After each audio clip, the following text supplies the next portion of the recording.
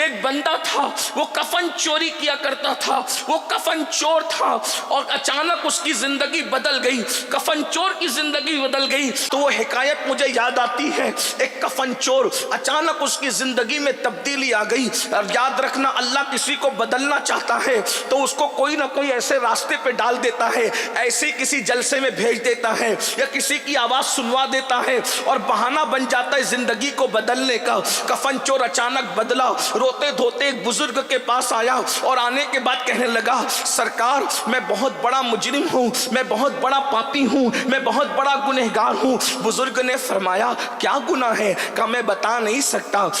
اس نے کہا میں بتا نہیں سکتا۔ بزرگ نے ہمت بندھائی اور کہنے لگے کیا تیرا گناہ زمینوں سے بڑا ہے؟ اس نے کہا ہاں۔ کیا تیرا گناہ آسمانوں سے بڑا ہے؟ اس نے کہا ہاں۔ کیا تیرا گناہ اللہ کی رحمت سے بڑا ہے؟ وہ رو پڑا اور رو کر کہتا ہے اللہ والے، اللہ کی رحمت سے تو میرا گناہ کبھی بڑا نہیں ہو سکتا، لیکن توبہ کرنا چاہتا ہوں۔ بزرگ نے کہا پھر توبہ کر، لیکن یہ تو بتا آخر تو توبہ کیوں کر رہا ہے؟ توبہ کرنے کی وجہ کیا ہے؟ وہ کفن چور کہتا ہے حضور میں نے آج ہی 5 قبریں کھولی تھی اور 5 قبروں میں اللہ نے مجھے اپنی نشانی دکھائی، بس اسی نے میری زندگی کو بدل دیا۔ اب ان 5 قبروں کا حال سنیے اور گفتگو مکمل ہوتی ہے۔ وہ جوان کہتا ہے حضور میں نے جب پہلی قبر کھودی، جب میں پہلی قبر میں کھود رہا تھا تو میں نے جب پہلی قبر کھودی تو پہلی قبر کھودنے پر میں نے کیا منظر دیکھا کہ اللہ اکبر، وہ جو اندر مردہ ہے، اندر جو مردہ ہے اس کا حال یہ ہے کہ اللہ اکبر اس کا منہ قبلے سے پھرا ہوا ہے، یعنی اس کا چہرہ جو ہم مرتے وقت قبر میں لٹاتے ہیں تو چہرہ قبلے کی طرف کر دیتے ہیں۔ وہ کفن چور اپنے پیر سے کہتا ہے، اپنے مرشد سے کہتا ہے میں نے دیکھا کہ اللہ اکبر میت کا منہ قبلے سے پھرا ہوا ہے اور اس کا منہ سور اور بندر کی شکل اختیار کر گیا ہے، سور اور بندر کی شکل اختیار کر گیا ہے۔ اللہ اکبر جب میں نے یہ منظر دیکھا اور قبر میں آگ بھڑک رہی ہے، یہ منظر دیکھ کر میں کفن چرانے کی بجائے بھاگنے لگا تو غیب سے آواز آئی او بھاگنے والے کیا تو نہیں پوچھتا کہ یہ جو قبر کے اندر چہرہ قبلے سے پھرا ہے، سور اور بندر کی شکل قبر میں اس کی ہو گئی ہے اور چہرہ قبلے سے پھر گیا، قبر میں آگ بھڑک رہی ہے، اس کی کوئی وجہ تو ہوگی۔ اچانک آواز آئی سن لے یہ دنیا میں 2 گناہ کرتا تھا اس لیے قبلے سے چہرہ پھیر دیا گیا، منہ سور اور بندر کی طرح کر دیا گیا، قبر میں آگ بھڑکا دی گئی۔ اللہ اکبر آواز آتی ہے 2 گناہ یہ ہے، ایک تو یہ شراب پیتا تھا، دوسرا یہ زنا کرتا تھا، یہ اس کے 2 جرائم تھے۔ یہ سناٹا قبرستان کا تمہیں دھوکے میں نہ ڈالے، قبرستان کے سناٹے سے دھوکے میں آنے والوں اندر سکون نہیں ہے، اندر سناٹا نہیں ہے، یا تو کوئی جنت کے مزے لوٹ رہا ہے یا تو کوئی جہنم کا کتا بن رہا ہے۔ بتاؤ آپ کی کیا مرضی ہے، آپ کی کیا خواہش ہے؟ اللہ اکبر 2 گناہ، ایک تو نشہ کرتا تھا، ایک تو زنا کرتا تھا، یہ 2 گناہ اس میں موجود ہیں۔ اللہ اکبر چہرہ قبلے سے پھر گیا، منہ سور اور بندر کی طرح ہو گیا۔ میرے بھائیوں بتاؤ تو صحیح، اگر چہرے پہ معمولی سی پھنسی آ جائے تو لوگ بے چین اور بے قرار ہو جاتے ہیں، لوگ مضطرب ہو جاتے ہیں، لوگ تڑپ جاتے ہیں۔ آج کاسمیٹک آئٹم پر اتنا خرچ کیا جا رہا ہے اتنا کسی پہ خرچ نہیں کیا جا رہا ہے۔ انسان کھانے کے معاملے میں ہلکی غذائیں لے رہا ہے لیکن کاسمیٹک آئٹم مہنگے خرید رہا ہے تاکہ وہ خوبصورت نظر آئے۔ دنیا کی خوبصورتی کے مت والو کیا تم یہ بھول گئے اللہ کے رسول علیہ السلام نے فرمایا جس نے دنیا میں نشہ کیا ہوگا جب وہ اپنی قبر سے اٹھے گا یا تو سور کی شکل لے کر اٹھے گا یا تو بندر کی شکل لے کر اٹھے گا۔ میری قوم کے جوانوں تمہارے نبی کا فرمان ہے، میرے نبی کا فرمان ہے، ڈر نہیں لگتا؟ آج میری قوم کے ننھے ننھے بچے، چھوٹی چھوٹی عمر کے بچے، 16 17 سال کے بچے نشے کی طرف جا رہے ہیں۔ کوئی ایم ڈی کا نشہ، کوئی شراب کا نشہ، طرح طرح کے نشے نکل گئے، کوئی دواؤں سے نشہ کر رہا ہے۔ تو وہ کفن چور کہتا ہے اس کا منہ جو قبلے کی طرف پھرا تھا، मुंह सूअर और बंदर की शक्ल इख्तियार कर गया था। उसका जुर्म क्या था? नशा। और दूसरा जुर्म क्या था? जिना। जिना के मुतालिक ज्यादा तो नहीं कह सकते, लेकिन इतना हया के पर्दे में नाजायज तौर पर अपनी नफसानी ख्वाहिशात की पूरे करने को जिना कहते हैं। और ये जिना क्या है इतना सुन लो। हुजूर गरीब नवाज सरकार गरीब नवाज अपने मलफूजात में फरमाते हैं, गरीब नवाज कहते हैं जब कोई जिना करता है और जिना करने के बाद गुस्ल करता है तो गुस्ल के जितने कतरे उसके बदन से टपकते हैं, हर कतरे के बदले में एक एक साल का गुनाह उसके नामे अमाल में लिखा जाता है। हर कतरे के बदले में एक साल का गुनाह। कितने कतरे टपकते हैं गुस्ल के बाद, जरा तसव्वुर में तो लाओ। और जितने कतरे टपकते हैं उतने ही शयातीन पैदा किए जाते हैं, और वो सारे शयातीन क़यामत तक जितने पाप और जराइम करेंगे उन सब का गुनाह उसके सर पे डाला जाएगा, जिसके जिना की वजह से वो शयातीन पैदा हुए। और एक बात मुझे और यहाँ याद आई, हमारे बुजुर्गों ने फरमाया जो जिना करते हैं अल्लाह उनको लम्हे के बदले में सदियों की सजा देता है।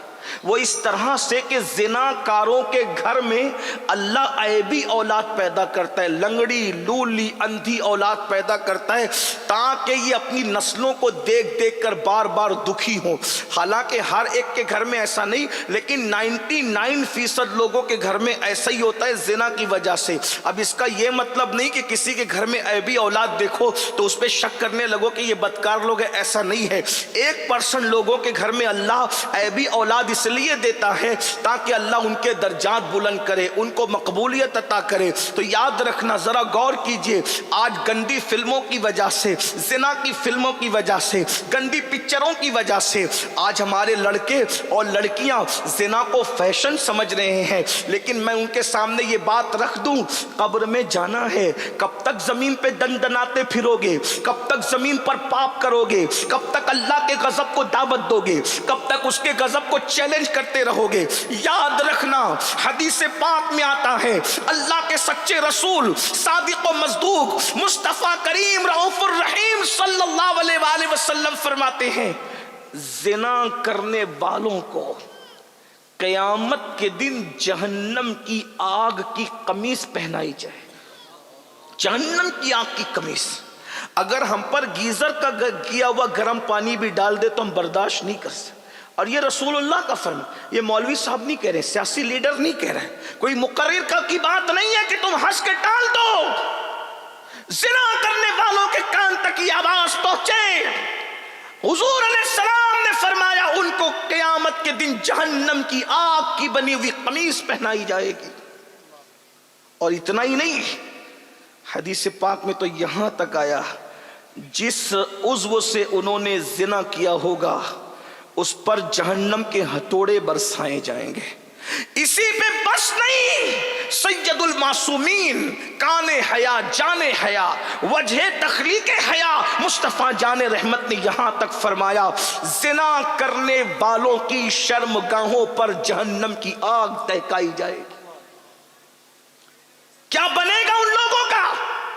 आज फिल्में देखकर जहां लड़के बुराई की तरफ आमादा है, वहीं पर लड़कियां भी बुराई की तरफ। इसको जिना को आज फैशन का नाम दिया जा रहा है, जिना को आज दोस्ती का नाम दिया जा रहा है। और सुन लो, जिना करने से 3 मुसीबतें पहले आती है। नंबर 1, रिस्क घटा दिया जाता है। नंबर 2, उम्र घटा दी जाती है। और नंबर 3, चेहरे पर लानत बरसती है, लानत। जाओ कितने ही कीमती क्रीम अपने चेहरों पे लगा लो, वो लानत का खात्मा कभी क्रीम नहीं कर सकता। और अगर अल्लाह से डर के कोई जिना छोड़ दे, जब दिल चमकेगा तो चेहरे भी चमकेंगे। और अल्लाह के खौफ से जो चेहरे चमकते हैं वो जमीन के ऊपर भी चमकते हैं, वो जनाजे के अंदर भी चमकते हैं, वो कब्र के अंदर भी चमकते हैं। और मैदान महशर में खुदा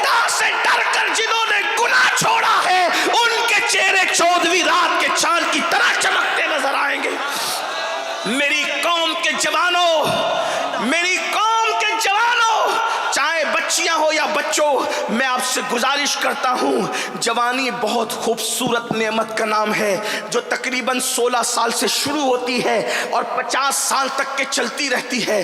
جوانی آنے جانے کے لیے آتی ہے، ایک دن یہ جوانی کے خوبصورت لمحات چلے جائیں گے۔ میں قوم کی بیٹیوں سے بھی مخاطب ہوں، میری قوم کی بیٹیوں، آج تم بیوٹی پارلر تک جا رہی ہو، گلے میں دوپٹے کو مفلر کی شکل میں لٹکا رہی ہو، اللہ اکبر، باریک اور پتلے لباس پہن رہی ہو، اپنے دوپٹوں کو اللہ اکبر تم نے اپنا سر چھپانے کی بجائے فیشن کی طرح گلے میں لٹکانے کی کوشش کی ہے، اللہ اکبر، ہاتھوں میں چوڑیاں پہننے کے لیے کسی نا اجنبی مرد کے ہاتھ میں ہاتھ دیتی ہو، مہندی لگانے کے لیے اللہ اکبر فاسق اور کافر جو ٹائٹ جینس پہن کر کے بیٹھا ہے اس کے زانوں پر، اس کی رانوں پر تک ہاتھ رکھ کر کے مہندیاں لگاتی ہو۔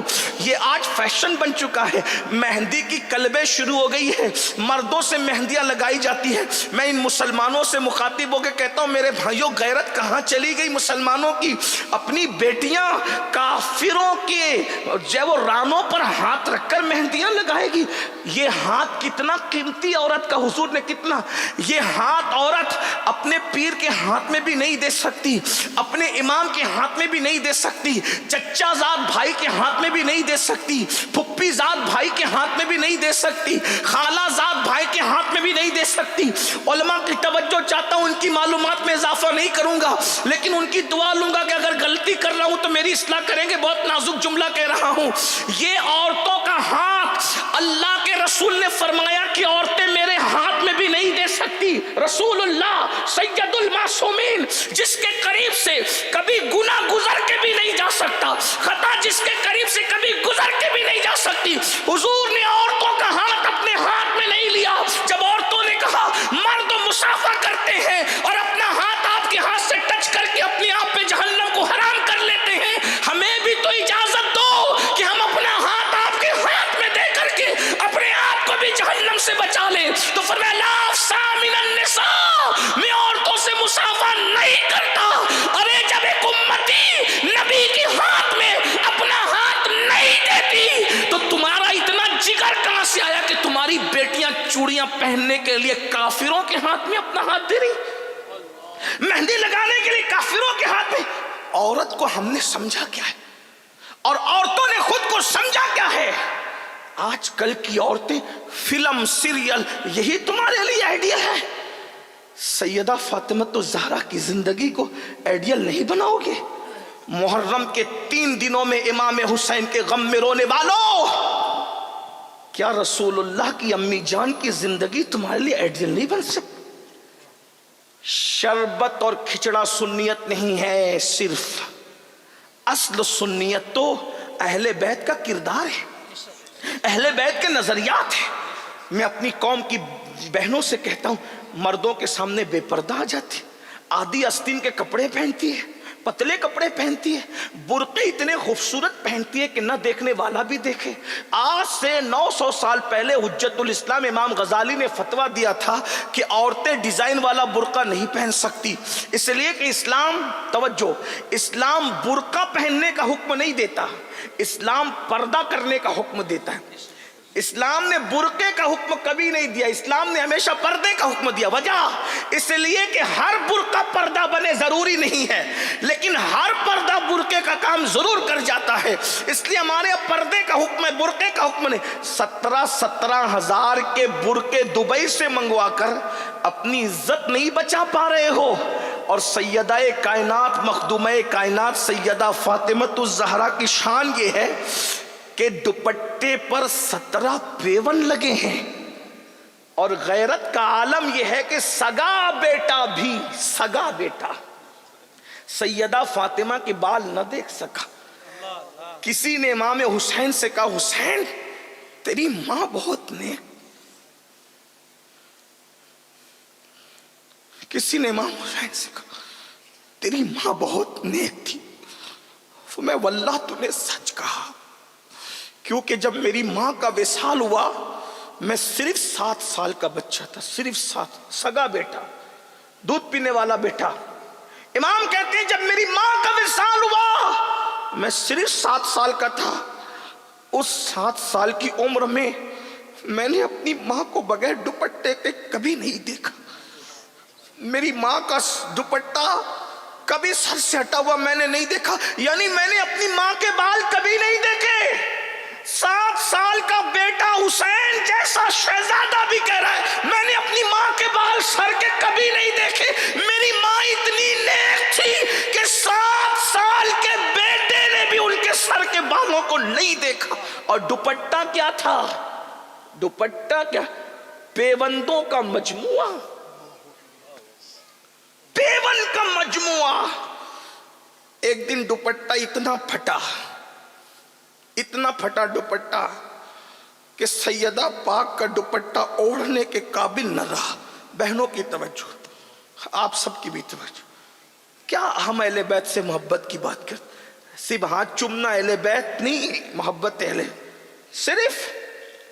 सिर्फ नारे हैदरी लगाना यही मोहब्बत अहले बैत नहीं। सिर्फ इमाम हुसैन के नाम पर चंद रसूमात अदा करना यही मोहब्बत। असल मोहब्बत अहले बैत तो उनके किरदार और उनके अकीदे और उनके नजरियात को अपनाना है। मैं अपनी बहनों की तवज्जो, हर शादी के अंदर औरतें मेकअप करके जा रही। मेरी बहनों, मेकअप करने की इजाजत है मगर शादी के लिए नहीं, शौहर के लिए। मेकअप करके वलीमे में जाने की इजाजत नहीं है, शौहर के लिए मेकअप करने की इजाजत है। मेकअप मना नहीं है। औरतें सज धज के बाजार में जा रही, जहन्नम में जाओगी। किसी का कुछ नहीं, मौलवी का तो कुछ नहीं बिगड़ने वाला, मौलवी तो अपनी जिम्मेदारी पूरी कर रहा है।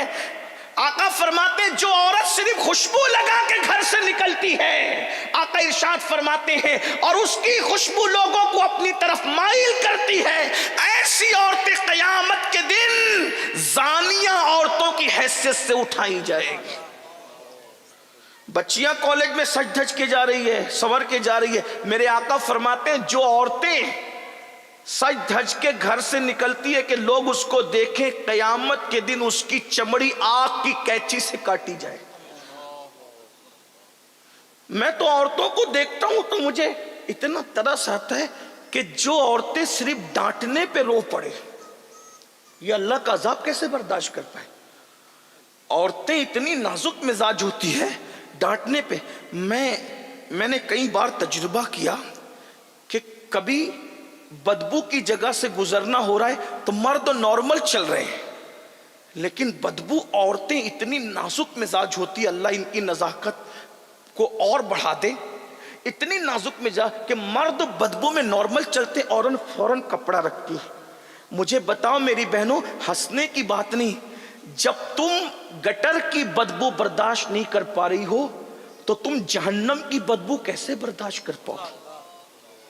जब तुम किसी की डांट बर्दाश्त नहीं कर पा रही हो तो वो बड़े बड़े वो हथौड़े जो जहन्नम में अल्लाह ने तैयार कर रखे हैं, हदीस पाक में आता है जहन्नम का हथौड़ा इतना बड़ा है कि तमाम जिन्नात और इंसान मिलकर भी उस हथौड़े को उठा नहीं सकते, जिससे अजाब दिया जाएगा जहन्नमियों को। ये हुजूर की हदीस है सल्लल्लाहु अलैहि वसल्लम। तो बात दूर निकल गई, मैं बात समेटते हुए क्या अर्ज कर रहा था। सैयदा कायनात का दुपट्टा इतना फट गया एक दिन, इस्तेमाल के काबिल न रहा। तो मौला अली ने वो दुपट्टा देखा तो कहने लगे सैयदा आपका दुपट्टा इतना फट गया है कि ये पहनने के काबिल नहीं है। लेकिन ये बात भी बड़ी है, इतना दुपट्टा फटने के बाद भी सैयदा ने मौला अली को नहीं कहा कि मुझे दुपट्टा ला कर दो। मौलाए कायनात कहते हैं फातिमा जैसी औरत कयामत तक पैदा नहीं हो सकती, क्योंकि उसने पूरी जिंदगी मुझसे कोई फरमाइश ही नहीं की, पूरी जिंदगी मुझसे कोई कुछ नहीं मांगा। मौला अली कहते हैं पूरी जिंदगी मुझसे कुछ नहीं मांगा, कभी फरमाइश नहीं की, इसलिए कि फातिमा मांगने वाली का नाम है ही नहीं, फातिमा तो देने वाली का नाम है। इसलिए कि हमारे मसलक में ये है, हमारे मसलक में ये है कि जब सैयदों को शजरों से न पहचाना जा सके, शजरे खलत मलत हो जाए और हर कोई साहिबे शजरा बनने लगे, तो सूफिया कहते हैं जब सैयदों को शजरों से न पहचाना जा सके तो दो चीजों से उन्हें पहचानना, या तो उनकी सखावत से पहचानना या तो उनकी माफी की आदत سے ان کو پہچاننا. ارے جب سید اتنا دیتا ہے تو سیدہ کے دینے کی شان کا عالم کیا ہوگا. آؤ در زہرا پر پھیلائے ہوئے دامن, آؤ در زہرا پر پھیلائے ہوئے دامن, نسل ہے کریموں کی لجپال گھرانہ ہے. نعرہ تکبیر, نعرہ رسالت, ذکر سیدائے کائنات. ارے جس کے بیٹے اتنا دیتے ہیں کہ لوگ لے لے کر کہتے ہیں خواجہ ہند وہ دربار ہے آلات. نینوا والو, یہ کتنے نمبر کا بیٹا ہے سیدہ کا, کتنے نمبر کا بیٹا ہے. سیدہ فاطمۃ الزہرا, ان کے بیٹے امام حسین, ان کے بیٹے امام زین العابدین, ان کے بیٹے امام محمد باقر, ان کے بیٹے امام محمد جعفر الصادق, ان کے بیٹے امام موسیٰ کاظم, ان کے بیٹے سید محمد ادریس, ان کے بیٹے سید ابراہیم, ان کے بیٹے سید عبدالعزیز, اور ان کے بیٹے سید عبدالعزیز کے سید نجم الدین, ان کے بیٹے سید غیاث الدین, اور ان کے بیٹے سیدنا معین الدین غریب نواز. جب اتنے بعد کا بیٹا اتنا سخی ہے تو اس کی اوپر کی دادی کتنی سخی ہوگی. آؤ در زہرا پر پھیلائے ہوئے دامن, نسلیں ہیں کریموں کی لجپال گھرانہ ہے. اور بھیک مجھ کو بے طلب دیا, تو بڑی سخی ہے فاطمہ. زمانے میں جو کچھ خیرات بٹ رہی ہے وہ سیدہ کی چکی چل رہی ہے تو خیرات بٹ رہے ہیں. سبحان اللہ, سبحان. فرماتے مولا کبھی فرمائش نہیں کی سیدہ نے, کچھ فرمائش, کبھی فرمائش. آج تو عورتوں کا حال یہ ہو گیا, ہر شادی پہ نیا ڈریس چاہیے. نہیں ہے, پڑوسن کو ملا مجھے بھی چاہیے, اس کو ملا. میری بہنوں, ڈریس اور زیور کے چکر میں تو تم تباہ ہو. آخرت کی فکر کرو. ڈریس تو نچنیوں کو اور زیور تو نچنیوں کو بھی مل جاتے, قبر کی فکر کب کرو گی. میں اپنی بہنوں سے مخاطب ہوں, قبر کی فکر کب کرو گی. فرمایا کبھی سیدہ نے فرمائش, بلکہ بات پہ بات نکلتی ہے. سہیل باپو نے ذکر چھیڑا سیدہ کا, تم بات پہ بات نکلی تو ایک بات مجھے یاد, اتنی بھی فرمائش کبھی نہیں کی کہ آج گھر میں آٹا نہیں, آج تیل نہیں ہے گھر میں, کبھی نہیں کی. اگر آپ سننا چاہتے ہیں تو اس طرف بات چلی گئی ہے تو میں اس طرف پیش کروں, آپ کو پتہ چلے گا. ضرور ضرور. مولائے کائنات جنگ میں مصروف تھے, جنگ کی مصروفیات تھی. توجہ عرض کر سکتا ہوں نا؟ جی جی. آپ تھک تو نہیں گئے نا؟ سردی میں مجھے ڈر لگتا ہے کہ میں نے جلدی گفتگو ختم کرنا. اس کی وجہ یہ ہے کہ حضور کی امت کا خیال کرنا ہم پہ لازم ہے. جب نماز مختصر کی جا سکتی ہے لوگوں کا خیال کر کے, اللہ, تو تقریر کیوں لمبی کریں. موسم اچھا ہوتا ہے تو پھر ہم بھی کھلتے ہیں, لیکن ٹھنڈی کا موسم ہے, بوڑھے بچے سبھی ہیں. بہرحال چلیں بات اب میں اینڈ کی طرف لے جاتے ہوئے کروں. مولا علی جنگ کے ماحول میں ہیں, جنگ کی مصروفیت ہے, اور جنگ کی مصروفیت میں اتنے بیزی ہو گئے. ظاہر سی بات ہے جنگ کی مصروفیت کوئی معمولی تو نہیں ہوتی نا, جنگ کی مصروفیت اور پھر مولا علی جنگجو آدمی, بہادر آدمی, ایسا بہادر کہ میرے آقا نے کہا لا فتح الا علی, سبحان لا اللہ, سیف الا ذوالفقار. علی کی اللہ. طرح بہادر کوئی جوان نہیں ہے اور ذوالفقار کی طرح کوئی تلوار نہیں. بے شک بے شک. جس کی تلوار کی نبی جائے وہ سبحان اللہ تعریف کرے, اور جس کی بہادری کی پھر وہ بہادر تو پھر اتنے بہادر تھے مولا مشکل کشا, اتنے بہادر کہ اللہ اکبر. مولا مشکل کشا کا حال یہ کہ اگر کسی کے پیر پر پیر رکھ دے ہٹا نہیں سکتا بندہ. اللہ, بڑے بہادر تھے, بڑی بہادری تھی, اللہ نے بہت بہادری تھی. اتنے بہادر تھے مولا مشکل کشا پاک کہ 70 لوگ جس وزن کو نہ اٹھا سکتے تھے مولا کائنات اس کو ایک ہاتھ میں اکھاڑ لیتے. سبحان اللہ, اکھاڑا پھینکا. بہادری ان کا اپنا انداز تھا. اتنے بہادر تھے کہ جس کو جہنم تک پہنچاتے تھے ٹیڑھا ترچھا نہیں کاٹتے تھے, وہ برابر برابر کاٹتے. اللہ, اللہ, اس میں بھی مولا علی حیدر. بہرحال تو مصروف رہے, اور مصروفیت میں تقریباً ہفتہ گزر گیا, ایک ہفتہ گزرا.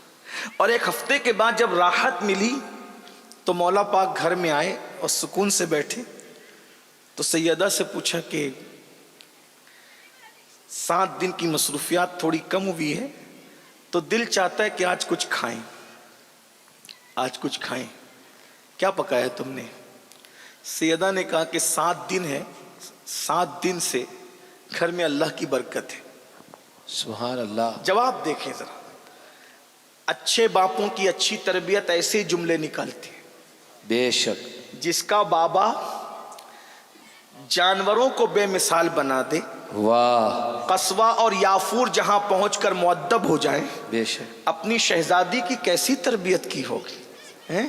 جس کی نگاہ انسان کو آسمان ہدایت کا تارا بنا دے، وہ نبی کا بدعہ، رسول اللہ کے جگر کا ٹکڑا، کیا شان کا مالک ہو۔ حضور کسی کو ایک بار گود میں لے لیں وہ بے مثال ہو جائیں۔ حضور جس کو روز روز رات و دن ہاتھوں میں لے کر کے اپنے سینے سے لگائیں، اپنی زبان چسائیں، خود ان کو بوسے بھی دیں، ان کو چومے بھی اور سونگھے بھی، اس سیدہ کی شان کو کون بیان کرے، کتنا بیان کرے۔ لیکن جواب کیا خوبصورت ہے۔ آج کل تو عورتیں ناشکری، گھر میں یہ نہیں وہ نہیں، جب سے شادی ہوئی ہے میں کبھی خوش نہیں ہوں، یہ ہے وہ۔ ناشکرا پن مت کرو، یہ جہنم کی نشانی اور جہنمی ہونے کی نشانی ہے۔ سیکھو، دین سیکھو۔ 7 دن سے اگر کسی کے گھر میں چولہا نہیں جلا، وہ عورت کیسا ماں بھارت مچائے گی گھر میں۔ لیکن یہ سیدہ کی شان ہے، شوہر 7 دن کے بعد پوچھتا ہے تو کہا 7 دن سے گھر میں اللہ کی رحمت ہے۔ سمجھ گئے کچھ نہیں ہے، یعنی اللہ کی رحمت ہے، رحمتیں بس اللہ کی رحمت کے سوا اور کچھ نہیں۔ اچھا شہزادوں کا کیا؟ کا روزانہ بہلاتی تھی اور پانی پلا کر کے سلاتی۔ کربلا میں بھوک اسی لیے ڈگمگا نہ سکی کہ وہ پہلا اتفاق نہیں تھا بھوکے اور پیاسے رہنے کا، بچپنے سے تربیت ہو رہی تھی۔ بے شک، بے آپ شک۔ کیا سمجھتے ہیں رمضان شریف میں پہلا دوسرا روزہ لوگوں کو بھاری اس لیے پڑتا ہے کہ عادت نہیں ہوتی نا۔ جس کو عادت ہو اس کو بھوک اور پیاس کوئی اہمیت نہیں رکھتی۔ ہاں، اور پھر یہ بھی یاد رکھیں، لوگ کہتے ہیں علی اکبر کا جنازہ اور علی اصغر کا جنازہ اٹھاتے ہوئے کیوں نہیں لرزے؟ میں نے کہا جو اپنے باپ علی کی شہادت دیکھ چکا تھا وہ اپنے بیٹے کی شہادت پر کیسے ہل جاتا؟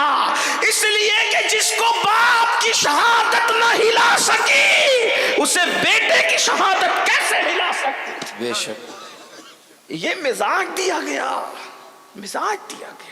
بہرحال تو بچوں کو بہلاتی رہی، سلاتی رہی، پانی پلا پلا کر 7 دن ہوئے۔ اچھا اب تو رات بھی بہت ہو گئی ہے سیدہ، سن لیں یہ گھر ہے ان کا، اب تو رات بھی بہت ہو گئی ہے سیدہ، اب تو ایک کام کرتا ہوں، میں باہر جاتا ہوں، دعا کرو کچھ کام مل جائے تاکہ میں کم سے کم 2 درہم کما سکوں۔ مولا علی مانگنے نہیں جا رہے، قرضہ مانگ لو، اس سے لے لو، اس سے نہیں نہیں نہیں نہیں۔ وہاں بھی ہے کہ چلو میں ذرا دیکھتا ہوں کچھ کام دھام کر لیتا ہوں۔ باہر نکلے تو دیکھا کہ مدینہ منورہ میں کوئی قافلہ آیا ہوا ہے اور وہ اپنا مال اتار رہے ہیں۔ مولا علی پہنچے اور پہنچ کے کہنے لگے کہ میں تمہارا سامان اتار دوں، کتنا دو گے اس کے بدلے میں؟ کہا کہ اگر اے جوان، وہ پہچان نہیں سکے، اے جوان اگر تو نے ہمارا سامان اتار دیا ہم تجھے 2 درہم دیں گے۔ اچھا ٹھیک ہے، فٹافٹ سامان اتار دیا، اس میں گھنٹوں بیت گئے، اتنا سامان اتارا۔ 2 درہم انہوں نے دیا، 1 درہم کا کسی کے دروازے پر گئے، دستک دی، اور 1 درہم کا آپ نے سامان خریدا، آٹا واٹا جو بھی تھا، اور 1 درہم الگ سے رکھ لیا تاکہ ایک صبح کسی فقیر کو صدقہ کریں گے۔ 2 کمایا، اس میں سے بھی 1 صدقہ کرنا ہے، اور 1 لیا، لائے۔ اتنے ٹائم میں سیدہ نے چولہا جلایا۔ سیدہ جب چولہے میں پھونکتی تھی نا تو چولہے کا گرد و غبار سر پر اور چہرے پر آتا تھا، اور عورتیں جانتی ہیں کہ جب چولہے میں پھونکو تو واپس ذرات آتے ہیں۔ یہ سیدہ کا گھر تھا، پھونک رہی ہے، چلا رہی ہے، روٹی بنائی تو روٹی کتنی بنی؟ 3 روٹی بنی. اس میں جتنا آٹا آیا تھا 1 درہم میں 3 روٹی بنی. ایک روٹی مولا علی کو رکھ دی, ایک روٹی کے 2 ٹکڑے کر کے دونوں شہزادوں کو رکھ دیا, اور ایک روٹی اپنی کنیز کو دے دیا. ایک روٹی کنیز کو دے دیا. اور جب مولا کائنات کھا چکے, فرمایا کہ تم نے کھایا؟ کہا کہ 3 ہی روٹیاں بنی تھی نا, ایک آپ کو دے دی, ایک میں سے 2 ٹکڑے کر کے شہزادوں کو کھلا دیا, اور کنیز کا بھی حق تھا اس کو, تو آپ, میں نے پانی پی کر کے میں نے صبر کر لیا. اللہ یہ 8واں دن, 8واں سیریل دیکھ کر زندگی گزارو گی تو طلاق کی نوبت آئے گی, اور سیدہ کو دیکھ کر زندگی گزارو گی تو تمہارا گھر جنت نشان بن جائے گا. بے شک. سیدہ پاک دوپٹہ اتنا پھٹا, اسی پہ بات آگے چلی تھی, بات کو پوری کرتے ہیں. دوپٹہ اتنا پھٹا کہ پہننے کے قابل نہ رہا, تو مولا مشکل کشا نے کہا فاطمہ تمہارا دوپٹہ پھٹ گیا ہے, یہ پہننے کے قابل نہیں رہا ہے. کہا کہ ہاں میں بھی محسوس کرتی ہوں. تو کہا تمہارے ابا جی سے طلب کر لو, وہ تو سب کو عطا کرتے ہیں. سیدہ نے کیا کہا پتہ ہے, حیا آتی ہے نا ابو سے مانگنے کے لیے. سارا جہان جس سے مانگتا ہے کہتے ہیں حیات چلو ہم چل کر تمہاری سفارش کرتے ہیں. گئی ہیں, جانے کا کیا تھا, بازو میں ہی گھر, ابھی بھی بازو میں ہی ہے. مسجد نبی میں 2 ہی حجرے بچے ہوئے, باقی سب ختم ہو گئے. ایک تو سیدہ کا حجرہ ہے اور ایک تو سیدہ عائشہ کا, 2 حجرے, ابھی بھی 2 حجرے موجود ہیں. جو ہم تالا دیکھتے ہیں جہاں دروازہ حضور کے, حضور علیہ السلام کے مزار میں جانے کا جو دروازہ ہے, جو دروازہ ہے سیدہ کے حجرے میں لگا ہے. یعنی ابھی بھی حضور بتا رہے ہیں کہ ظاہر میں بھی میرے پاس آنا ہو. واہ واہ, سبحان اللہ سبحان اللہ, نعرے تکبیر. اس عالم ظاہر میں بھی اگر میرے گھر میں آنا ہو تو سیدہ کے یہاں سے ہو کر کے آؤ. یعنی اب بھی کوئی منکر, گستاخ رسول, بدعتی, کیسا ہی سڑے ہوئے عقیدے والا, اگر حکومت سے اجازت لے کر حضور کے حجرے تک جانا چاہیں تو حضور کے حجرے تک جانے کے لیے دروازے سیدہ سے گزرنا اس کے لیے ضروری ہے. یعنی بتایا جا رہا ہے ارے جب ظاہر میں سیدہ کے در کے بغیر میرے گھر میں نہیں آ سکتا تو حقیقت میں آل رسول کا دامن چھوڑ کر رسول تک کیسے پہنچ سکتا ہے. اسی لیے تو سرکار نظمی نے بھی کہا تھا ملتا ہے مصطفیٰ کا در آل رسول کے طفیل. غور کریں, سیدہ پھر سیدہ ہے, سیدہ پھر سیدہ ہے.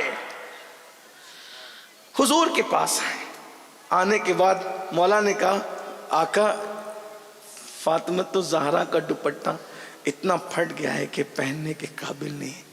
آقا نے فرمایا ابھی, حضور کا انداز دیکھ, ابھی بدر و احد کے یتیموں کا حق دینا باقی ہے. میں اپنی بیٹی کو کچھ کیسے دے دوں؟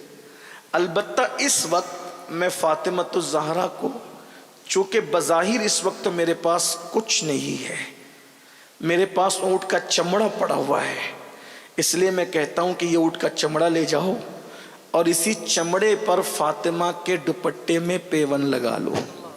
16 ٹکڑے کپڑے کے تھے اور 17واں پیون اونٹ کے چمڑے کا تھا, اور وہ اونٹ کا چمڑے کا جو پیون تھا وہ بالکل سر پہ آتا تھا. جب وہ پیون لگا کر کے اوڑا ہے دوپٹہ, حضور آ گئے.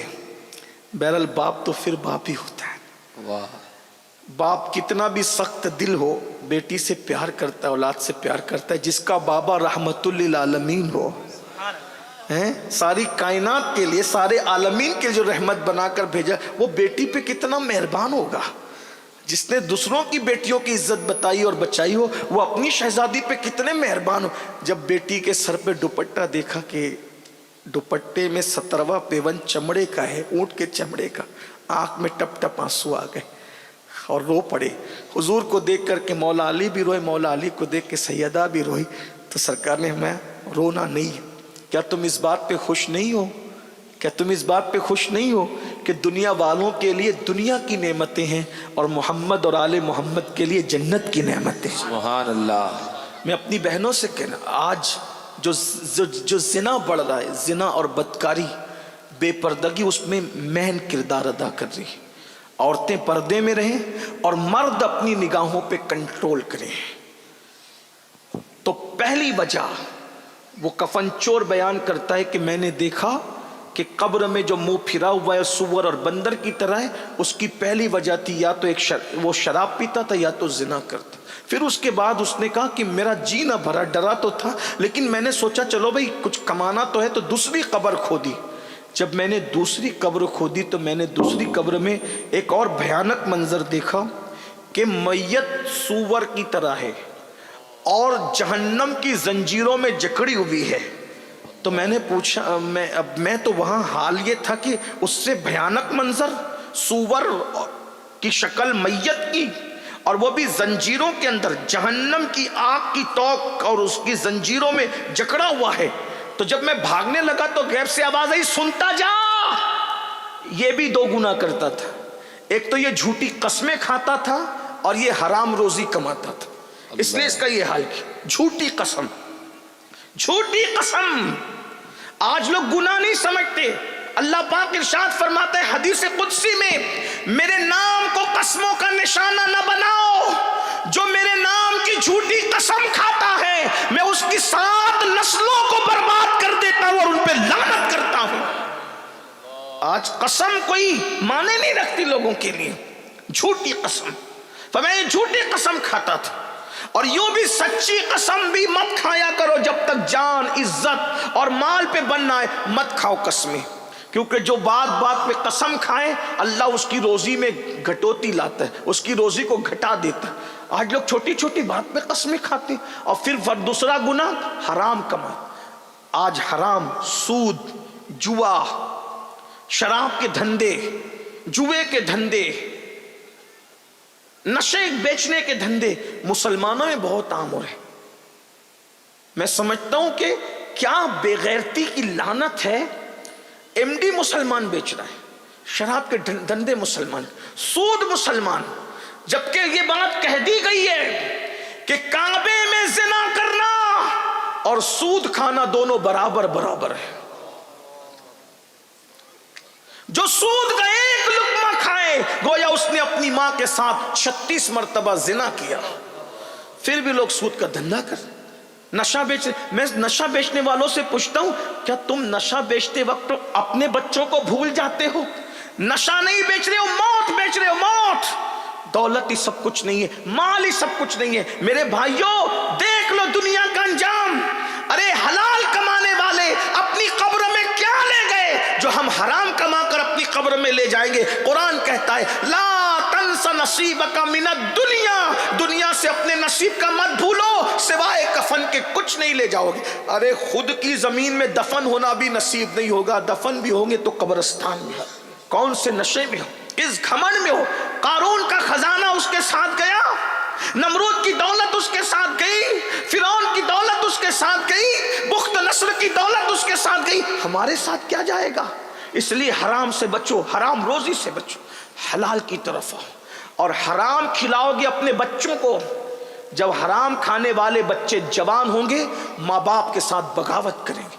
आज अगर हमारे बच्चे हमारे बागी हो रहे हैं, वजह हमने उनको हलाल कितना खिलाया, कितना हलाल खिलाया। जो हराम से खून बनेगा और गोश्त बनेगा वो बागी ही बनाएगा। आज लोग, मैं इतनी बड़ी स्कूल में डाल रहा हूं अपने बच्चे को कि मेरा बच्चा अच्छा बने। भाइयों अच्छे स्कूल से बच्चा अच्छा बनने में सिर्फ 5% बस, 95% हलाल गिज़ा। आज गिज़ा हराम है। इसलिए देख लो बच्चे डॉक्टर बन जा रहे हैं, टीचर बन जा रहे हैं, इंजीनियर, माँ बाप को छोड़ के भाग जा रहे हैं। अब माँ बाप बुढ़ापे में रो रहे, क्यों? खिलाया क्या? ये बताओ, क्या कमा के खिलाया? इस पर एक बात मैं आपको बताऊं, तवज्जो करना। हलाल किया अपना असर है। एक बुजुर्ग थे, नाम नहीं लूंगा अब उनका, नाम लूं क्योंकि जब कोई इबरत की बात बयान करनी होती तो मैं बुजुर्गों का नाम नहीं लेता। बहुत बड़े बुजुर्ग थे, बहुत बड़े बुजुर्ग। उनका शुमार गौस पाक के और गरीब नवाज के भी पीरों में होता है, पीरों के पीरों में होता है। उनका बेटा थोड़ी मस्ती करता। ایک مرتبہ مستی میں ان کے بیٹے نے ایک بیشتی سمجھتے ہیں بیشتی، پانی جو بیچتے ہیں، صبح صبح اس کے مشکیزے پہ تیر چلا دیا، اس کا پورا پانی بہہ گیا، مشکیزہ بھی پھٹ گیا۔ غریب آدمی کے لیے مشکیزہ بہت بڑی چیز تھی، پانی پورا گر گیا، مشکیزہ پھٹ گیا۔ وہ روتے ہوئے حضرت کے پاس آیا، حضرت پورے بصرہ میں آپ کا نام ہے، شان ہے، عزت ہے، مقام ہے، بلندی ہے، یہ آپ کے بچے نے میرا مشکیزہ پھاڑ ڈالا۔ آپ نے فوراً پیسے دیے، خادم کو مشکیزہ منگایا نیا، پرانا مشکیزہ بھی درست کروایا، دونوں مشکیزے دیے، حلوہ منگایا، حلوہ کھلایا، کہا بیٹا جاؤ۔ اس نے کہا پرانا بھی درست کر کے دے دیا، نیا بھی دے دیا، حلوہ کیوں؟ کہا حلوہ جو ہے نا وہ ٹوٹے ہوئے دل کو راحت بخشتا ہے، اس لیے میں نے حلوہ کی طرح، میرے بچے نے تیر چلایا، مشکیزہ پھٹا تو تیرا دل تو ٹوٹا ہوگا نا، اس لیے جو وہ میں نے دل کو راحت دینے کے لیے حلوہ کھلایا، جو پرانا بھی لے جا، نیا بھی لے جا، جا اللہ تجھے برکت دے۔ اب بچے کو کچھ نہیں کہا بزرگ نے، یاد ہم تو بچے شرارت کرتے تو انہی کو پیٹتے رہتے، ان کو پیٹنے والوں کبھی اپنے آپ کو بھی پیٹو، کبھی اپنی قسمت کو، اپنی تقدیر پہ بھی غور کرو نا، اپنی کرتوت پر بھی غور کرو۔ بچے کو کچھ نہیں کہا، گھر میں آئے، بیوی کو کہا فرما بردار بیوی بتاؤ جب یہ تمہارے پیٹ میں تھا تو تم نے کیا کیا کھایا تھا، لقمہ تمہارا کیسا تھا، یہ بتاؤ۔ حضور میں نے تو حلال کے سوا کچھ نہیں کہا۔ میں تمہیں مہلت دیتا ہوں، سچ بتانا ورنہ سزا ملے گی۔ بہت غور کیا، جب جان پہ بن آئی، پریشان ہوئی تو بہت غور کیا، کہا حضور بات یاد آ گئی، غلطی ہوئی، بہت بڑی غلطی۔ کہا کیا؟ کہا بصرہ سے کچھ تاجر جا رہے تھے، ان لوگوں نے سوچا کہ ہم اپنا مال کہیں اور رکھیں گے تو لوگ خیانت کریں گے، تو انہوں نے کیا کیا، اپنا سامان اپنے گھر میں رکھا، اور اس سامان کے اندر انگور کا ٹوکرا تھا، اور یہ بچہ میرے پیٹ میں تھا، تو انگور کی خوشبو اتنی آ رہی تھی، میرا دل چاہ رہا تھا کہ انگور کھاؤں، اور آدھی رات ہو چکی تھی، اجازت لے نہیں سکتی تھی، اگر بغیر اجازت انگور کھاتی تو حرام ہوتا، تو میں نے کیا کیا، لذت بھی مل جائے، چوری بھی نہ ہو، تو میں نے سوئی لی، اور سوئی لے کر انگور میں چبویا، اور سوئی کے ناکے پر جو پانی آیا انگور کا، وہ میں نے چوس کر اس کی لذت لے لی۔ کہا یہ اسی کی نحوست ہے کہ تو نے اتنا حرام کھایا نا، یہ بیٹا اسی لیے بدماش اور شرارتی پیدا ہوا۔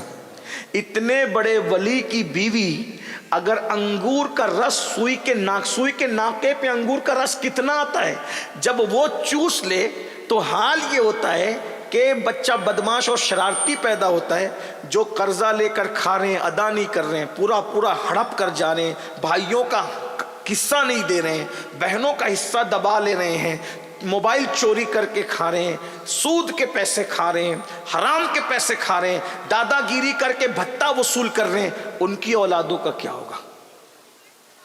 اگر اپنی نسلوں کو بگاڑنے سے بچنا ہے، حلال۔ جس وقت مخدوم اشرف جہانگیر سمنانی ہمارے مرشد ماں کے پیٹ میں آئے اور پورے محل میں خوشیوں کی شہنائی بجنی شروع ہوئی کہ ملکہ کو خوشی دکھائی اللہ نے، برسوں بعد بچہ ماں کے پیٹ میں آیا تو مخدوم اشرف کے والد بزرگوار سید ابراہیم نور بخشی اپنی بہن کو بلا کر کہتے ہیں بہن دیکھو اب میری بیوی کا تم خیال کرنا، کوئی حرام لقمہ اس کے منہ تک نہیں جانا چاہیے ورنہ بیٹا نیک نہ بن سکے۔ توجہ کریں، یہ بزرگوں کی۔ آج لوگ کہتے ہیں اللہ والے کیوں نہیں ہیں؟ میں نے کہا نماز ہے، روزہ ہے، حج ہے، زکوٰۃ ہے، تلاوت ہے، سب ہے، پھر اللہ والے کیوں نہیں؟ تو یاد رکھیے نماز تو ہے مگر پیٹ میں حلال نہیں، روزہ تو ہے مگر پیٹ میں حلال نہیں ہے، داڑھی تو ہے مگر پیٹ میں حلال نہیں۔ دیکھ لو چیک کر کے اپنا لقمہ کتنا حرام کھا رہے ہو۔ تو فرمایا آواز آئی یہ قسمیں کھاتا تھا اور حرام کھاتا، پھر بولا وہ میں وہاں سے بھاگا، پھر میں نے تیسری قبر کھودی، تو جب میں تیسری قبر پر پہنچا تو میں نے کیا دیکھا، ایک بندہ ایک گدی سے اس کی زبان باہر نکلی ہوئی ہے کتے کی طرح، اور اس کے پورے جسم میں آگ کی کیل ٹھوکی ہوئی ہے، کتے کی طرح زبان لٹکی ہے اور آگ کی کیلیں اس کے جسم میں ٹھوکی ہوئی ہے۔ یہ منظر دیکھ کر کے جیسے میں بھاگنے لگا تو غیب سے آواز آئی یہ نہیں پوچھے گا کہ یہ کون تھا، اس میں بھی 2 گناہ تھے. یہ لوگوں کی غیبت کرتا تھا, چغلی کرتا تھا, اور 2 لوگوں کے درمیان لڑائی لگاتا تھا, جھگڑا لگاتا تھا. اس لیے کتے کی طرح اس کی زبان لٹک گئی اور اس کے پورے جسم میں جہنم کی آگ کی کیلیں ٹھونک دی گئی. یہ قبر ہے. آج بھی لوگ غیبت کرتے ہیں. غیبت مطلب اس کے پیچھے اس کی برائی, اس کے پیچھے اس کی برائی. اور فرمایا الغیبت اشد من الزنا, کہ زنا سے بڑھ کر غیبت ہے. زنا سے برا کام غیبت ہے. اللہ اکبر. اور چغلی ادھر کی ادھر, ادھر کی ادھر. ایک مرتبہ امام اعظم ابو حنیفہ سے کسی نے کہا, ایک معتبر ذرائع سے بات مجھے پتا چلی کہ فلاں نے آپ کے بارے میں ایسا کہا. تو امام اعظم نے ہنس کے کہا, مجھے حیرت ہو رہی ہے, اتنے بڑے عالم ہو, غیبت کرنے والے دنیا میں کب سے معتبر ہو گئے؟ دنیا میں غیبت, کیونکہ جس نے غیبت کی نا تو پھر وہ معتبر ذرائع کیسے ہو گئے؟ اگر آج غیبت اور چغلی ختم ہو جائے, ہمارے گھر کے, محلے کے, ملک کے 90% جھگڑے ختم ہو جائیں گے. امام اعظم فرمایا کرتے تھے, مجھے امید ہے اللہ مجھے بخش دے گا. کا وجہ کہا کہ میں نے پوری زندگی میں کبھی کسی کی غیبت نہیں کی. آج ہم غیبت میں مبتلا ہیں, چغلی میں مبتلا, لڑا رہے, جھگڑا رہے, بھائی بھائی میں لڑائی لگا رہے ہیں, اور اسی طریقے سے جو ہے وہ محلے محلے میں لڑائی لگا رہے ہیں, پیر و مرشد میں اور مریدوں میں لڑائی لگا رہے ہیں, اسی طریقے سے پڑوسی پڑوسی میں لڑائی لگا رہے ہیں, ننن بھاوج میں لڑائی لگا رہے ہیں, ساس بہو میں جھگڑا لگا رہے ہیں, اسی طریقے سے دیورانی جٹھانی میں جھگڑا لگا. یاد رہو, کتے کی طرح زبان لٹکے گی قبر کے اندر اور جسم میں کیلیں ٹھونکی جائے گی. اس پہ میں اب زیادہ نہیں کہتا, چونکہ وقت بھی میرا پورا ہو رہا ہے اور بہت لمبی گفتگو میں نہ کرتے کرتے کر چکا. آخری میں 2 باتیں اور سن لیں, لیکن یہ بات میں آپ کو کہہ دوں, غیبت اور چغلی سے بچو. چغلی, مجھے یہاں ایک پیارا واقعہ یاد آیا امام غزالی کا. امام غزالی سورہ یوسف کی تفسیر میں لکھتے ہیں کہ یوسف علیہ السلام کے بھائیوں نے, بہنیں دھیان سے سنیں, آپ سب بھی سنیں, ہائے اچھے سے سن رہے ہو اور سنو اچھے سے. عورتیں غیبت چغلی زیادہ کرتی. عورتوں کا حال یہ, ہنسنے کی کوئی بات نہیں, یہ کسی دل جلے کی فریاد ہے. 4-6 ملے گی, اس کی خوب برائی کرے گی, اور آخری میں ہٹتے ہٹتے کہے گی اللہ توبہ استغفر اللہ. جان دو بھائی, ان کے اعمال اس کے ساتھ, اپنے اعمال اپنے ساتھ. اپنے تو کسی کی غیبت نہیں کرتے, تو اب تک کیا کر رہی تھی؟ بعض عورتیں تو کہتی اللہ توبہ میری بہن, میں غیبت کرنے کے لیے نہیں کہہ رہی ہوں, میں تو بتانے کے لیے کروں. ارے یہی تو غیبت ہے. ایسی رابعہ بصری بنتی ہے گناہ کرنے کے بعد بھی کہ جس کی کوئی حد نہیں. اللہ کی پناہ, عورتوں کو دین سیکھنے کی ضرورت زیادہ. ایک عورت اگر دین سیکھ لے, 4 مردوں کے لیے جنت میں جانے کا ذریعہ بن جائے. عورت دین سیکھ لے, باپ کو سنوار سکتی ہے, بھائی کو سنوار سکتی ہے, بیٹے کو سنوار سکتی ہے, شوہر کو سنوار سکتی ہے. اور ہمارے یہاں سب سے زیادہ کمزوری دین کے معاملے میں عورتوں میں ہے. بہرحال, تو یوسف علیہ السلام کے بھائیوں نے یوسف علیہ السلام کو بہت مارا پیٹا اور کنویں میں ڈال دیا, اور بکری کے بچے کو ذبح کیا, اور اس کے خون میں کرتا لت پت کر کے لے کر آئے, اور ساتھ میں ایک بھیڑیا بھی پکڑ لیا. بولے ابا بھائی کو بھیڑیا کھا گیا, اور یہی کمبخت بھیڑیا تھا, اس نے کھایا. حضرت یوسف علیہ السلام کا کرتا حضرت یعقوب علیہ السلام نے دیکھا تو آپ روتے روتے ہنس پڑے, کہنے لگے کتنا ہوشیار تھا نا وہ بھیڑیا, کہ پورا یوسف کھا گیا اور کرتا بھی نہیں پھٹا. انسان کو کھائے گا تو پہلے کرتا پھٹے گا نا, کرتا صحیح سلامت. اور وہ روتے ہوئے آئے, ہم نہ تھے, ہم نہ تھے, ہم نہ تھے. اسی لیے امام غزالی کہتے ہر رونے والے پر اعتماد مت کرنا, کیونکہ یوسف علیہ السلام کے بھائی بھی روتے ہوئے ہی آئے تھے. آپ کہیں گے کیا رونا برا ہے؟ میں نے کہا برا نہیں ہے, رونا برا نہیں ہے. رو یعقوب بھی رہے تھے اور رو بھائی بھی رہے تھے, دونوں کے رونے میں کیا فرق تھا؟ یعقوب کو محبت یوسف رلا رہی تھی اور بھائیوں کو رونا نہیں آ رہا تھا, وہ رونے کی ایکٹنگ کر رہے تھے. تو محرم میں بھی 2 لوگ روتے ہیں, ایک طبقہ رونے کی ایکٹنگ کرتا ہے اور ایک طبقہ محبت حسین میں روتا ہے. تو محبت حسین میں رونا عبادت ہے, لیکن ہم نہ تھے کی ایکٹنگ کرنا یہ خیانت ہے. ایک بات یاد رکھنا، اس لیے ہر ایک کے رونے پر پگھلنے کی ضرورت نہیں ہے.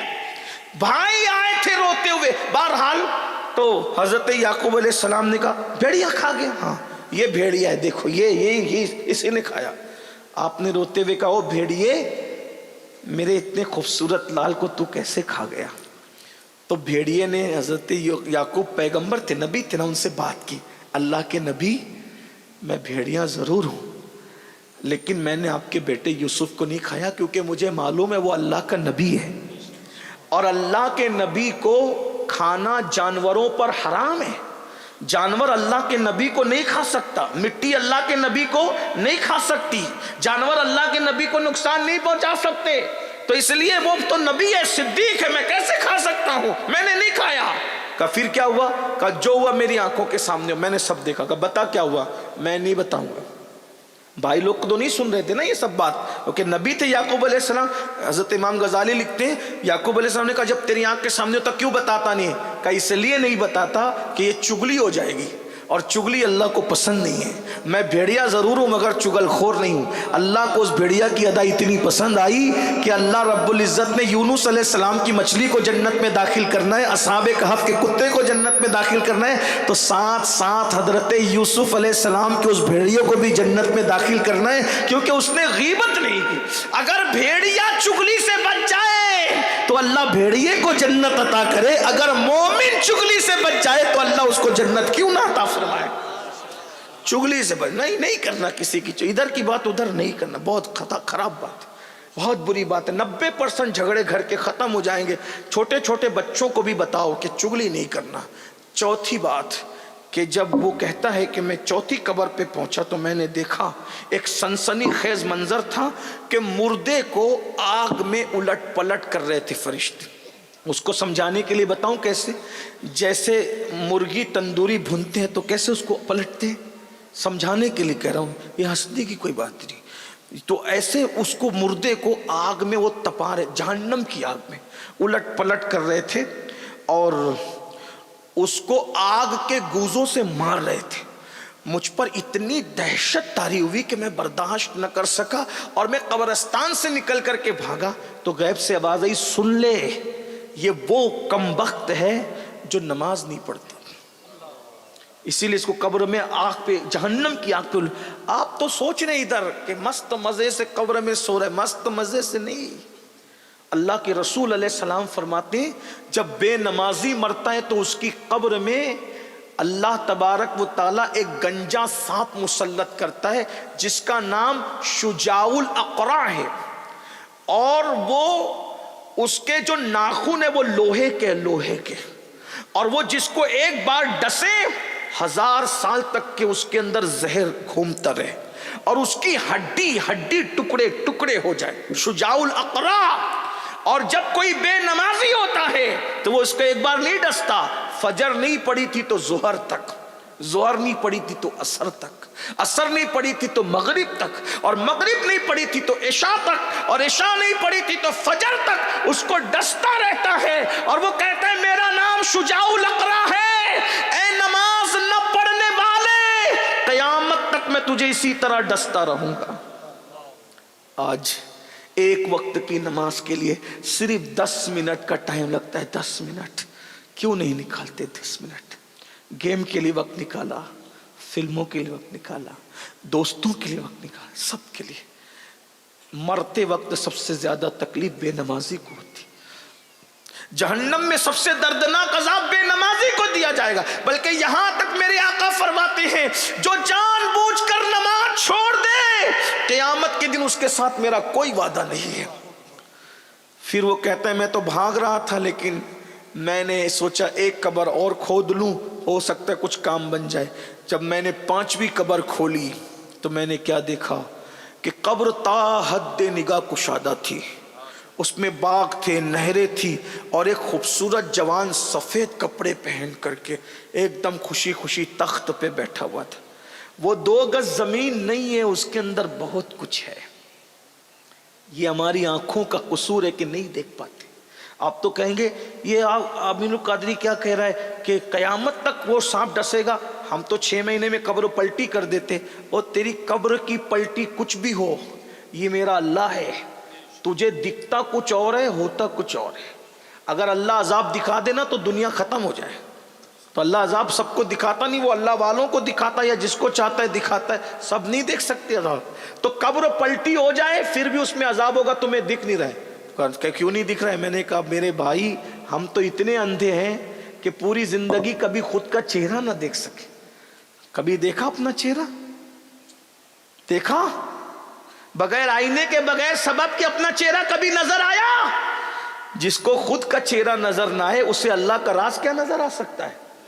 اس لیے بہت ہوشیار بننے کی ضرورت نہیں ہے. کچھ چیزیں ایسی ہوتی ہے نظر آئے یا نہ آئے ماننا ضروری ہے. کچھ ڈیڑھ ہوشیار ہوتے ہیں. ایک مرتبہ امام جعفر صادق تقریر کر رہے تھے، اللہ ہے نظر نہیں آتا. ایک ڈیڑھ ہوشیار ہے کہ جو نظر نہیں آتا میں اس کو نہیں مانتا. وہاں امام جعفر صادق کا ایک دیوانہ تھا جس کو بہلول کہتے. بہلول بہلول بہلول کا مطلب کیا ہوتا ہے؟ خوش مزاج، خود ہنسے دوسروں کو ہنسائے. بہلول کا مطلب کیا ہوتا ہے؟ دانش مند، عقل مند، خوبصورت بالا. بہلول دیوانہ تھا، امام جعفر صادق کا شاگرد تھا. جیسے اس ڈیڑھ ہوشیار نے کہا نا جو نہیں دکھے میں اس کو نہیں مانتا، اس نے اٹھایا پتھر اور دیا دے سے زور سے سر پہ مارا. کہا ہائے میرا سر، میرا سر. کیا کر دیا یہ پاگل نے؟ بہلول نے کہا کیا ہوا؟ سر تو نے مار دیا تو ہو کیا؟ درد ہو رہا ہے. کہا دکھا کدھر ہے؟ ارے درد ہو رہا ہے. ارے دکھا کدھر ہے؟ او پاگل درد ہو رہا ہے. کہا کہ تیرا فلسفہ ابھی تو نے بیان کیا نا کہ جو دکھتا نہیں میں اس کو مانتا نہیں. تو جب تیرا درد دکھتا نہیں تو میں اس کو کیسے مان لوں؟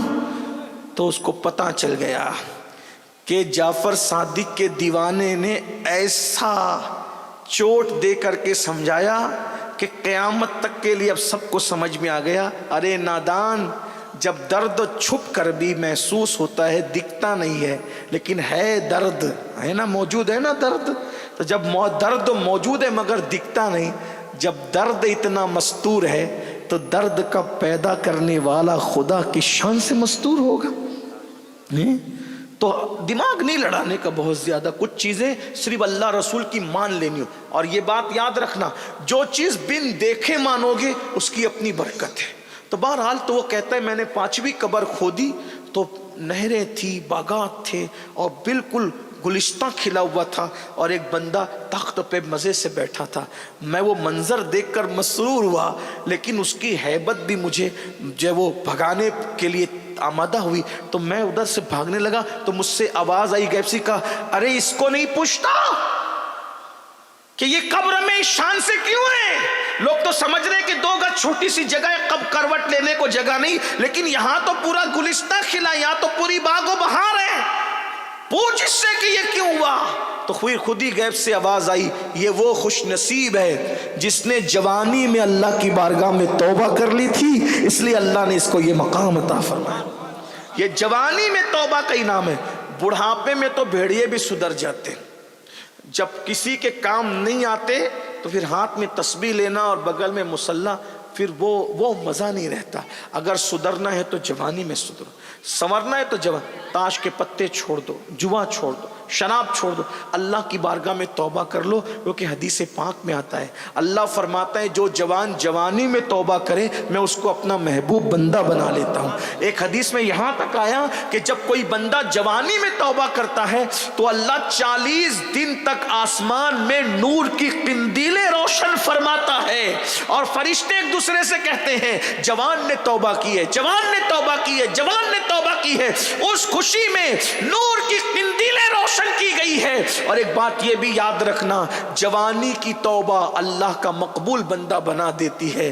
بات جوانی کی آئی ہے تو تو یہاں تک حدیث پاک میں آیا ہے کہ جو جوان حرام سے بچے، اللہ کی عبادت کرے، اللہ اس کو 70 صدیقوں کا ثواب عطا کرتا ہے اور اللہ اس کو فرشتوں کے مانند قرار دیتا ہے۔ فرمایا جو جوانی میں حرام سے بچے، اللہ فرماتا ہے وہ میرے بعض فرشتوں کے مانند ہے میرے نزدیک۔ اور یہ بھی فرمایا میرا حقیقی بندہ وہی ہے، میرا محبوب بندہ وہی ہے جو جوانی میں توبہ کر۔ جوانی کی توبہ کی بات آئی تو میں آپ سے اب صرف چند منٹ لے کر کے بتاؤں کہ جوانی کی توبہ کیا ہے اور اس کا انعام کیا ہے۔ ایک جوان تھا، اس کا نام عبداللہ تھا، بغداد میں رہتا تھا، خوبصورت بہت تھا، بہت نیک باپ کا بیٹا بھی تھا، نیکی کے آثار اس جوان میں بھی تھے۔ خوبصورتی بہرحال خوبصورتی ہوتی، خوبصورتی بہت بڑا فتنہ ہوتی ہے کبھی کبھی۔ وہ جوان جا رہا تھا، اس نے دیکھا ایک خوبصورت لڑکی ہے، اس سے آنکھیں چار ہو گئی۔ آنکھیں چار ہوئی لڑکی سے کہا تو کتنی خوبصورت ہے، تو مجھ سے ملے گی؟ اس لڑکی نے کہا رات کو ملیں گے۔ اس نے ملنا نہیں تھا، دامن چھڑانے کے لیے تو اس نے بہانہ کر ہی دیا، بہت نیک لڑکی تھی وہ۔ جیسی شام ہوئی، عبداللہ نام کا وہ جوان اس لڑکی کے گھر کے سامنے کھڑا ہو گیا۔ وہ تو قندیلوں کا دور تھا، لائٹ نہیں تھے، چراغوں کا دور تھا۔ کھڑا ہے اس جوان۔ اچانک کان میں اذان کی آواز آئی۔ عبداللہ ایسا جیسا لگتا ہے کسی خواب سے اچانک بیدار ہوا ہو، کسی نے کچوکے دیے، جھٹکا۔ جیسی وہ بیدار ہوا اذان کی آواز سے، اس نے اپنے من ہی من میں کہا عبداللہ مغرب کے بعد سے تو آیا ہے، عشاء کی اذان ہو گئی، اور عشاء کی اذان ہوئی تو وہ لڑکی آئی نہیں، اتنی دیر بعد بھی وہ لڑکی نہیں آئی۔ لیکن جیسی مؤذن نے کہا الصلاۃ خیر من النوم، تو اس کی حیرت کی انتہا نہ رہی۔ میں مغرب سے عشاء تک نہیں کھڑا رہا، میں تو مغرب سے فجر تک کھڑا رہا۔ فجر ہو گئی، وہ ظالم حسن کی ملکہ دھوکہ دے گئی، اس کو نہ آنا تھا نہ وہ آئی۔ اچانک ضمیر نے کچوکے دی، عبداللہ ایک لڑکی کے لیے پوری رات کھڑا رہا، لیکن اس کے عشق میں تجھے پتا بھی نہیں چلا کہ رات کھڑا ہونا کس کو کہتے ہیں۔ ارے نادان، لڑکی کی بجائے اگر تو اللہ کے محبت میں عشق کے حق میں کھڑا ہوتا تو پھر تجھے کیا مرتبہ ملتا۔ بس یہ سوچ کر مسجد کی طرف وہ جوان گیا، خوب رویا، خوب توبہ کی، مولا معاف کر دے، تجھے چھوڑ کے کہیں اور جا رہا تھا، تجھے چھوڑ کے کہیں اور جا رہا تھا، تجھے چھوڑ کے کہیں اور۔ میں اپنے نوجوانوں سے کہتا ہوں، بیٹوں سے بھی، بیٹیوں سے بھی، بہنوں سے بھی اور بھائیوں سے بھی، یہ جوانی دیوانی ہوتی ہے، اس کو کسی لڑکے لڑکی کی محبت میں برباد مت کرو۔ آج نشہ ہو، شراب ہو، خودکشی ہو، یہ ساری چیزیں افیئر کی وجہ سے ہو رہی، زیادہ تر ناجائز تعلقات کی وجہ سے ہو رہی۔ یاد رکھنا، اگر دل ہی لگانا ہے تو اس سے کیوں دل نہیں لگاتے جو اللہ کا محبوب ہے؟ دھوکے بازوں سے کیوں دل لگاتے؟ کیوں کسی کے چکر میں ہو؟ اسلام اس کی اجازت نہیں دیتا۔ وہ نوجوان خوب رویا، خوب رویا، خوب توبہ کی، نماز پڑھی، سورج نکل آیا، اشراق پڑھی، خوب رویا، اللہ کو منایا، چاشت پڑھی، مولا اب کبھی نہیں جاؤں گا اس طرف، گناہ کی طرف نہیں جاؤں گا، برائی کی طرف نہیں جاؤں گا۔ چاشت کے بعد جب سورج چڑھ گیا تو عبداللہ اپنے گھر کی طرف جانے لگا، تو عبداللہ نے کیا دیکھا کہ سر پر بادل سایہ کر رہے۔ مسجد سے بڑے میاں بھی نکلے تھے، تو بڑے میاں کو عبداللہ نے کہا اللہ والے، اے اللہ والے۔ بڑے میاں نے عبداللہ کو کہا اللہ والے، تو کتنا اللہ والے، تیرے سر پہ بادل سگا۔ بابا رات کیسے گزری وہ تو ہم جانتے ہیں، ہم کوئی اللہ والے نہیں ہیں اس اعتبار سے جس اعتبار سے آپ کہہ رہے ہیں، ہم کوئی اللہ کے مقرب نہیں ہیں اس اعتبار سے جس کو اللہ والا کہا جاتا ہے، ہم تو گنہگار ہیں، رات کیسے گزری ہم جانتے ہیں، آپ اللہ والے ہیں بابا۔ بڑے میاں خوش ہو گئے، لیکن جب دونوں کا رستہ بدلا تو بادل کا سایہ عبداللہ کے سر پہ تھا، بڑے میاں کے سر پہ نہیں تھا۔ بعد عبداللہ رو پڑے، روتے کا مولا میں نے توبہ کی تو تو نے میری کتنی عزت بڑھائی کہ بادل میرے سر پہ سایہ کرتا ہے، اب کبھی برائی کی طرف نہیں جاؤں گا، نیک بنوں گا، پوری زندگی تیری راہ میں گزار دوں گا۔ اور جب نیکی بن رہا ہوں تو عالم بن جاؤں، مفتی بن جاؤں، فقی بن جاؤں، کوئی اچھا استاد تلاش کر لوں۔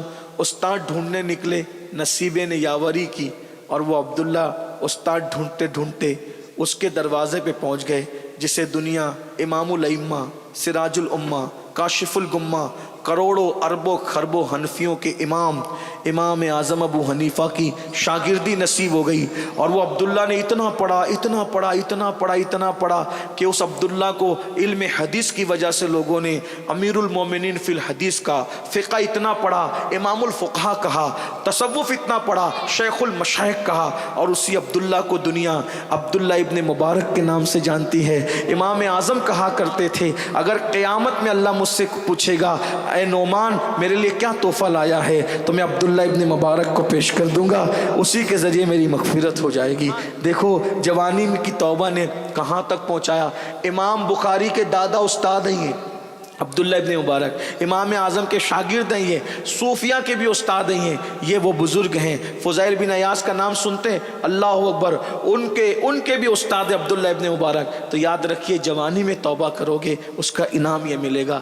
بڑھاپے میں ٹھیک ہے توبہ، میں کسی کو مایوس نہیں کرتا، لیکن جوانی میں نیکی کے جذبات بھی جوان ہوتے ہیں، برائیوں کے جذبات بھی جوان ہوتے ہیں۔ آؤ سب مل کے توبہ کریں اللہ کی بارگاہ میں۔ توبہ کرتے ہو؟ پہلے بتاؤ کون کون توبہ کرتا ہے، ہاتھ اٹھا۔ سب کر، ایسے نہیں، اچھے سے اٹھاؤ۔ اچھے کام کے لیے ہاتھ اٹھانا اچھی بات ہے، سب اٹھائے رکھو نا بھائی، زبردستی نہیں ہے، جسے کرنا ہے وہی۔ جو توبہ کرتا ہے وہ اللہ والا بن جائے، اللہ کا محبوب بن جائے۔